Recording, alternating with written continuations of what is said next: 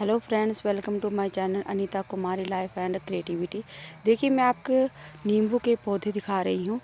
एक पेड़ है जिसमें नींबू लगे हुए हैं। ये देखिए, काफ़ी नींबू लगे हुए हैं। इस साइड भी हैं। कमेंट करके बताइए कैसे लगे आपको नींबू के पौधे। ये केले का पौधा है। ये केले का पौधा है। इसमें केले अभी नहीं लगेंगे, पर लगे हैं, थोड़े थोड़े लगे हैं। वो देखिए,